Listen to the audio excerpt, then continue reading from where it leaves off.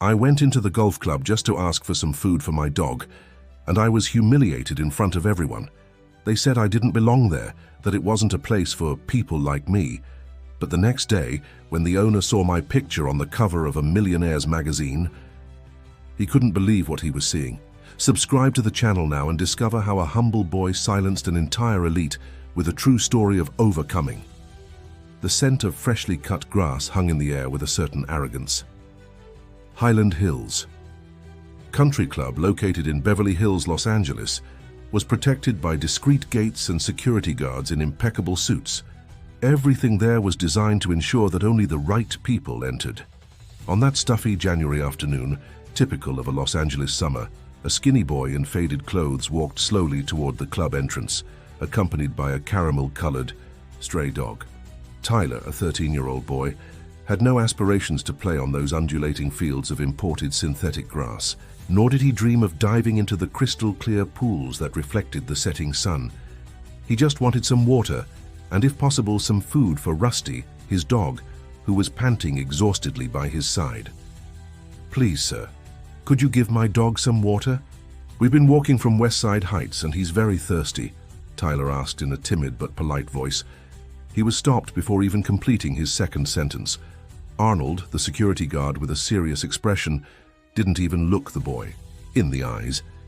He summoned another employee with a quick gesture, and within minutes Tyler was escorted out with looks of contempt and muffled comments about the kind of people showing up around here lately. Rusty whimpered but didn't growl. He was too weak. The boy simply thanked them politely and continued in silence, as if he had expected that reaction. "Come on, Rusty. Let's find water somewhere else," he whispered, caressing the animal's head affectionately as they walked away. The following morning, the cover of the country's leading business magazine featured an image of a boy with a caramel-colored dog in his lap, dressed in the same modest way as Tyler, but with a proud smile. The headline read, "The Kid Investor Who Revolutionized the Financial Market."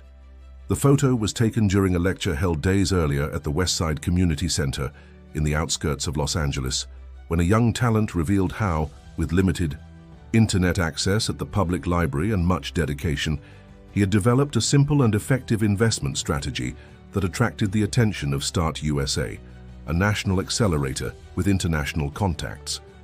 The entire club was paralyzed.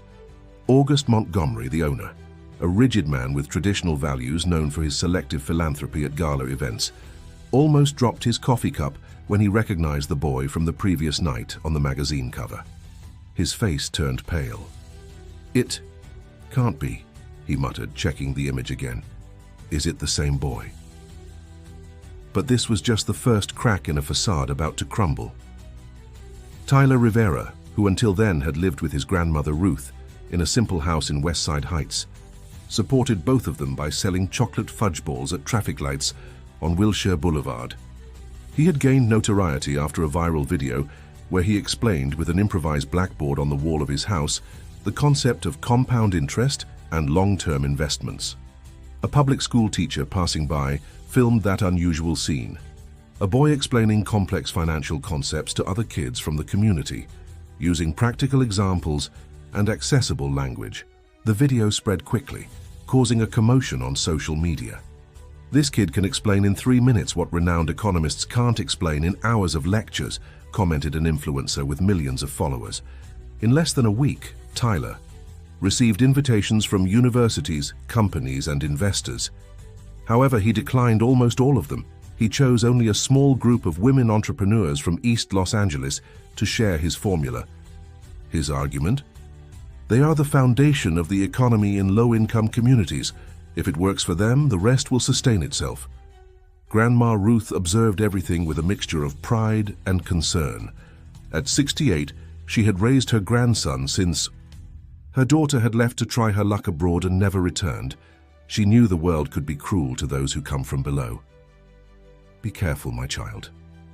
Not every smile means friendship," she frequently told her grandson, who would just smile back. "You taught me to see beyond appearances, Grandma. I know how to recognize who's truly on my side." What no one expected was the twist that would come next. Tyler was informally invited to return to Highland Hills Country Club, no longer as a beggar but as a speaker at an exclusive event on youth and innovation. The invitation came through Deborah Adams, a club member who was also the editor-in-chief of the magazine that had featured Tyler on its cover.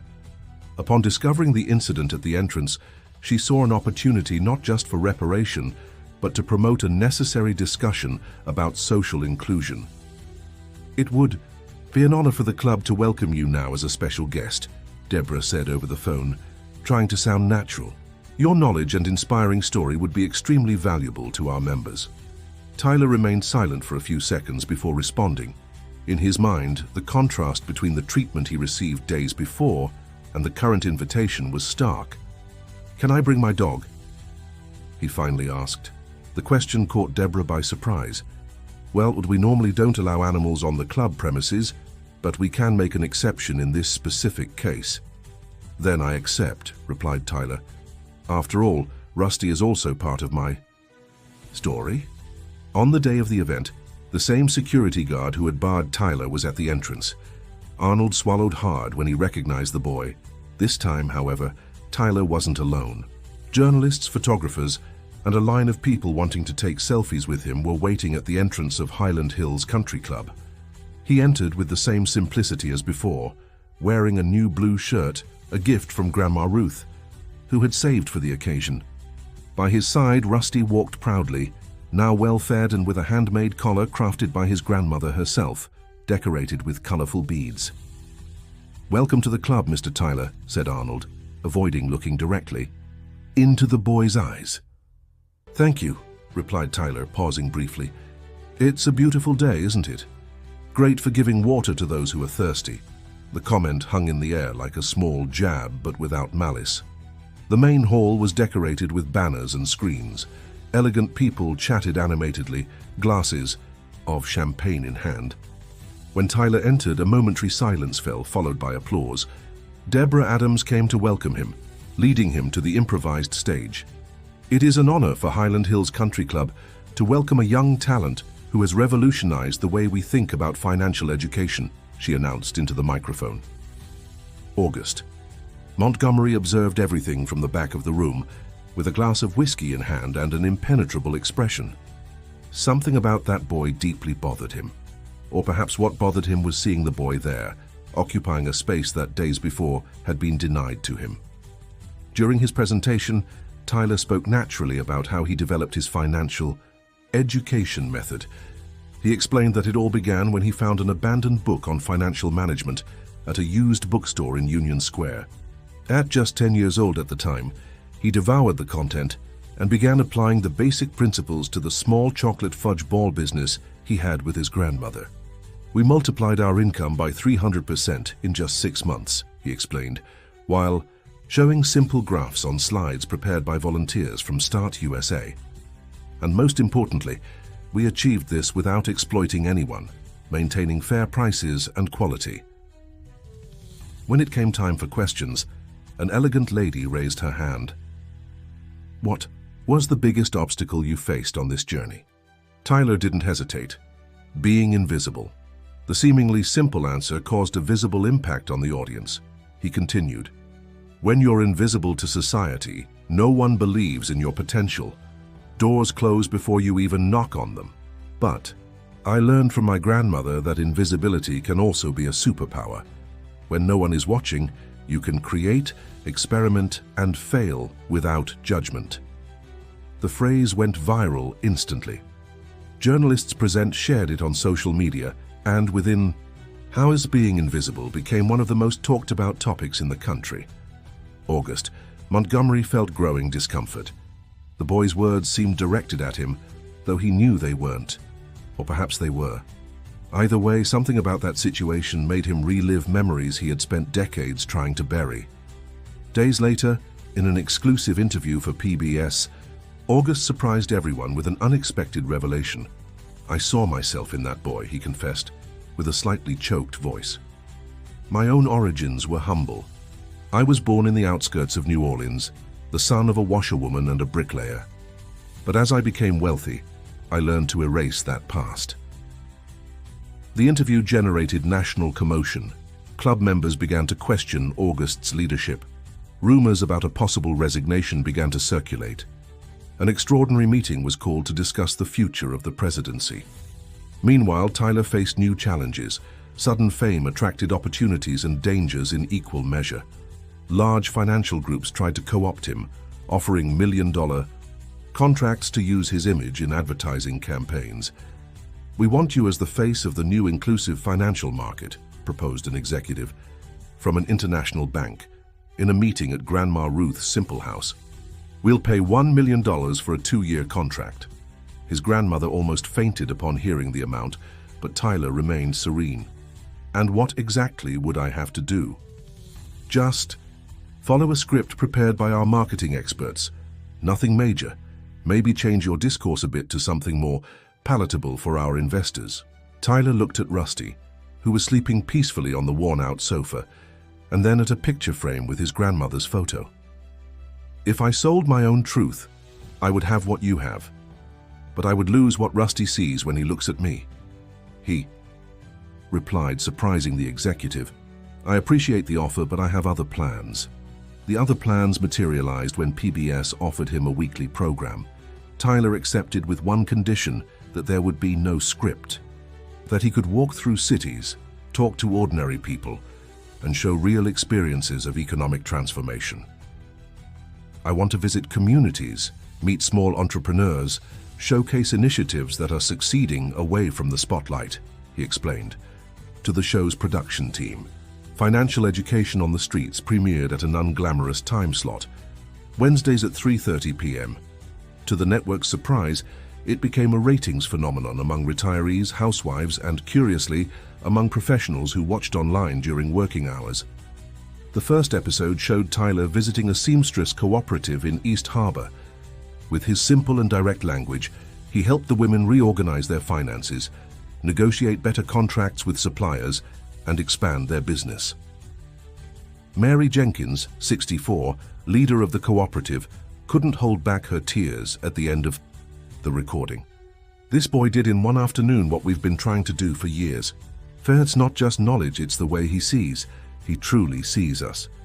At Highland Hills Country Club, the extraordinary meeting to decide the future of the presidency was tense. August Montgomery, seated at the head of the solid mahogany table that had belonged to his father, kept his eyes fixed on his own interlaced fingers. The grand hall, with its walls covered in fine wood and portraits of former presidents, seemed suffocating on that hot afternoon.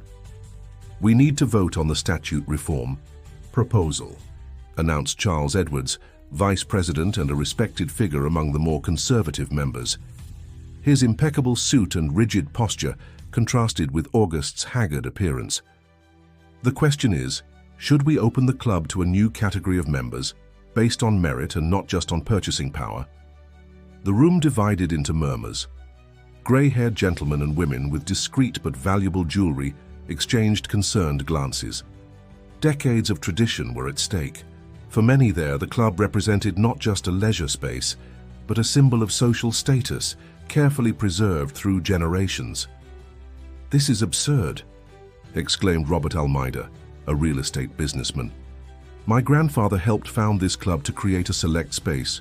If we open the doors to anyone with a good story to tell, where will we end up?" Lucy Prado, a renowned architect and one of the few progressive voices on the board, immediately retorted, "Robert, the world out there is changing. Either we adapt or we become irrelevant. That boy, Tyler, exposed our contradictions without even trying." August finally raised his gaze. His face, usually expressionless in administrative meetings, now revealed an unusual determination. The wrinkles around his eyes seemed deeper, as if recent events had accelerated time on his countenance. "Before the vote, I would like to make an additional proposal," he said, with a firm voice.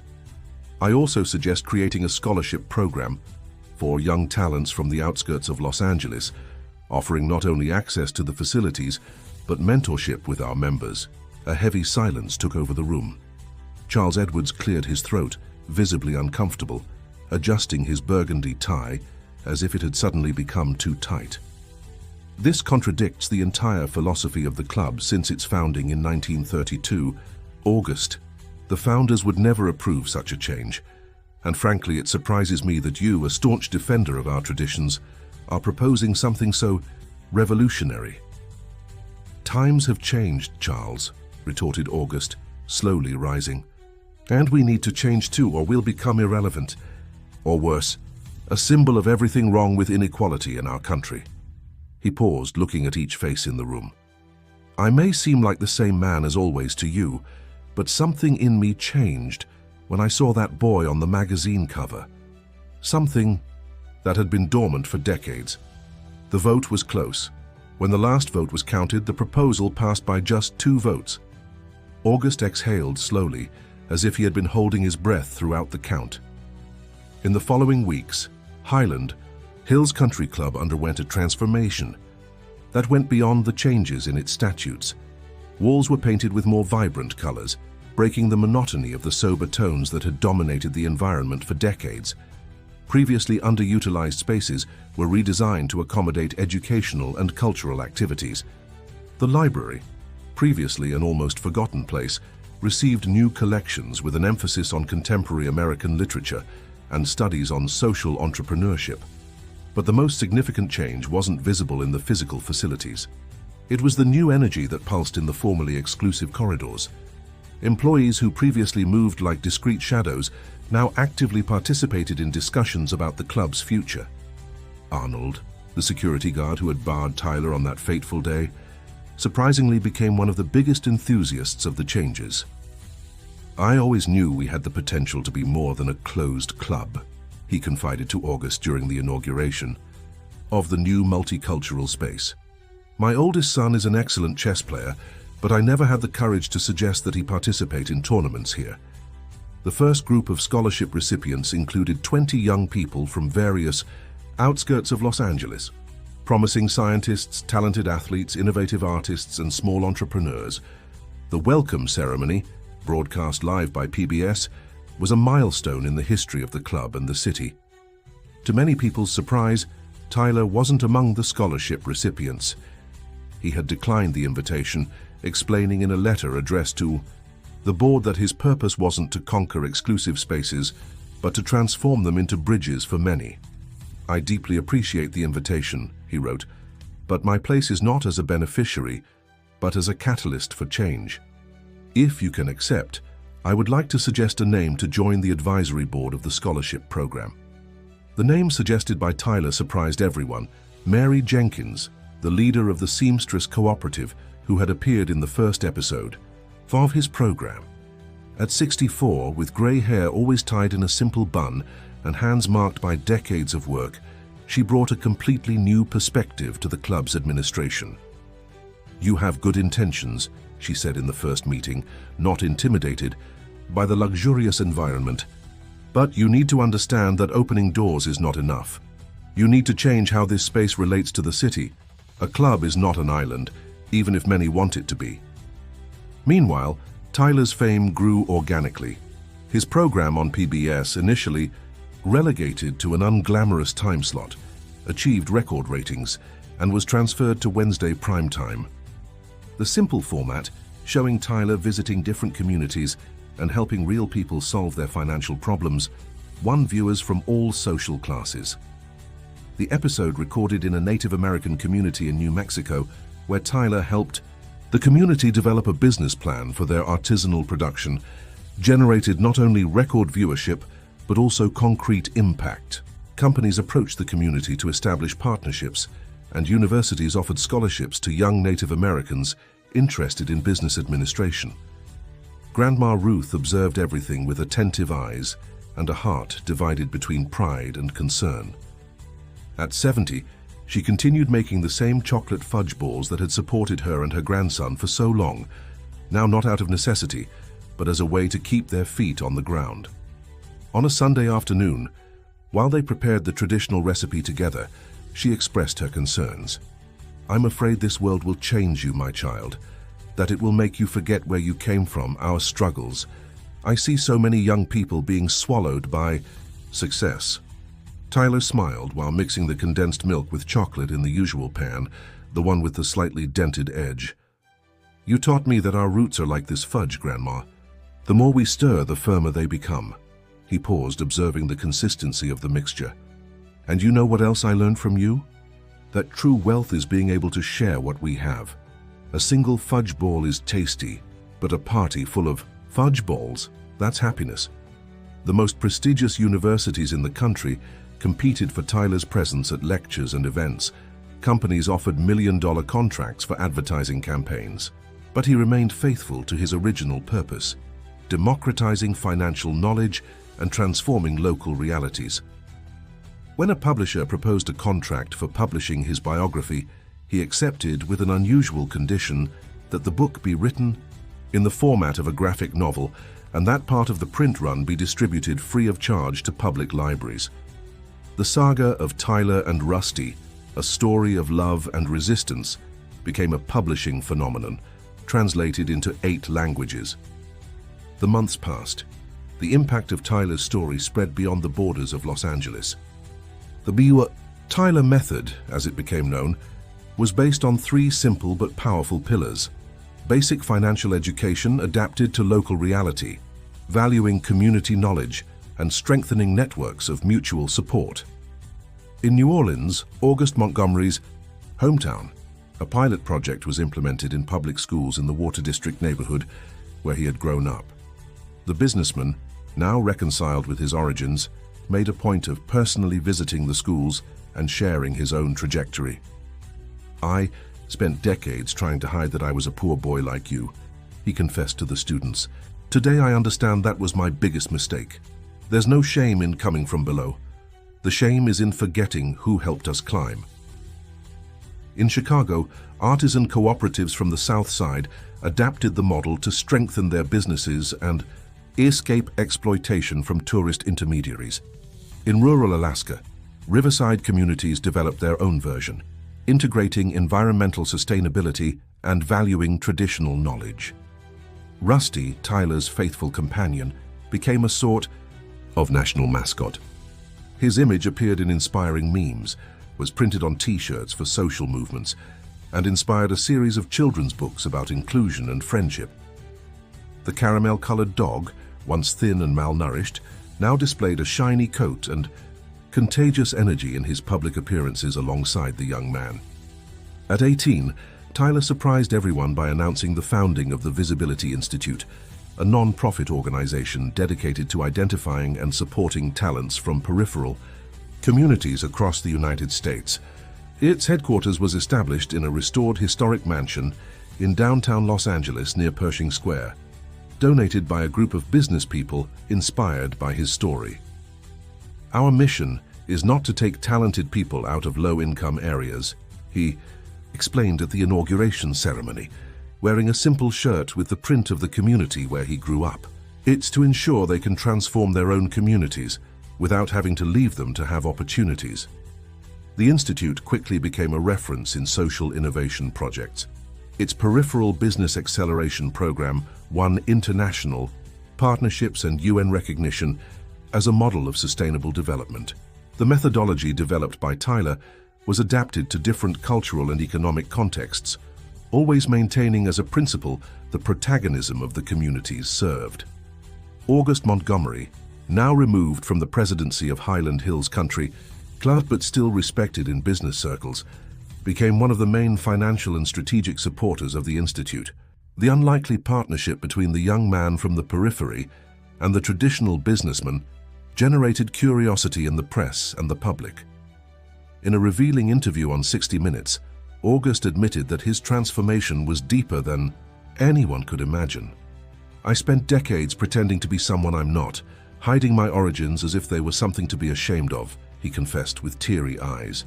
"It took a 13-year-old boy and his dog to remind me of who I really was. Some people spend their entire lives building walls. Others, like Tyler, build bridges without even realizing it." Rusty lived for another 5 years, always by Tyler's side in his travels around the United States and public appearances. The dog fell ill during an expedition to rural Montana, where they were participating in the inauguration of a community center. The best veterinarians were consulted, but advanced age took its toll. In his final moments, lying in Tyler's lap under a maple tree in Grandma Ruth's backyard, Rusty received affection from hundreds of people who took turns in a line that extended down the street.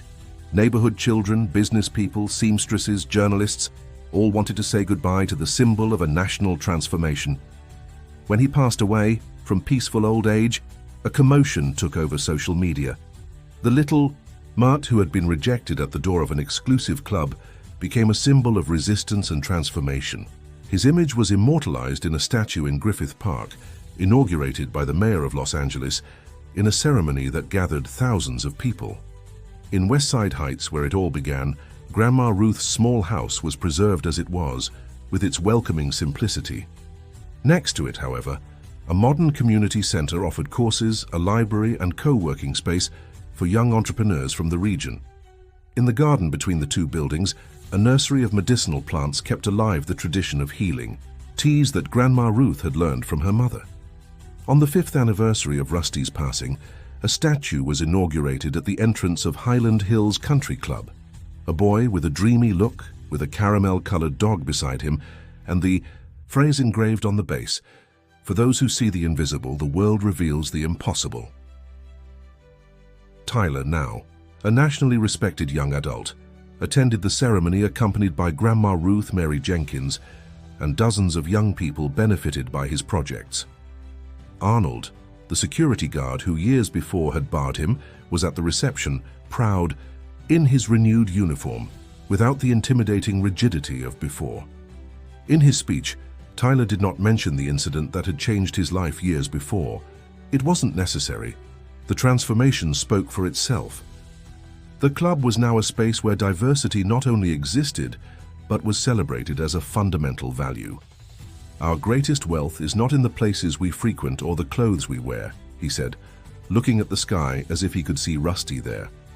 "It's in the ability to see value where others see only invisibility, and in the courage to maintain our values when we finally become visible." At the end of the ceremony, while talking with young scholarship recipients excited about their ideas, Tyler spotted a shy boy at the entrance of the club, accompanied by a stray dog. Without hesitation, he walked up to him and extended his hand.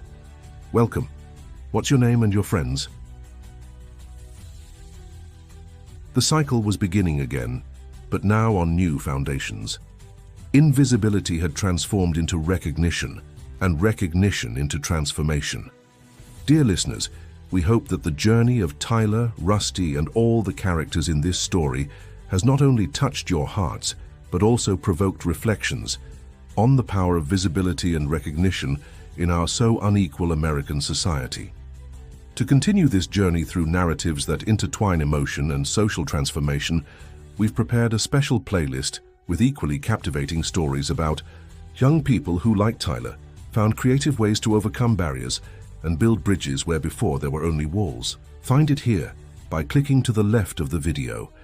If you identified with Tyler's persistence, were moved by Rusty's loyalty, or reflected on August Montgomery's transformation, be sure to subscribe to our channel and give this video a like. Every day we bring unique stories that explore the complexity of American life in its multiple facets. What did you think of Highland Hills Country Club's transformation? Do you believe traditional institutions can really change? Do you know similar stories in your community? Share your experiences and reflections in the comments. We're eager to hear your own narratives of overcoming and social transformation. And remember, as Tyler taught us, true wealth is in sharing. So if this story touched you, share it with someone who needs to hear that invisibility can indeed transform into recognition. Until the next story.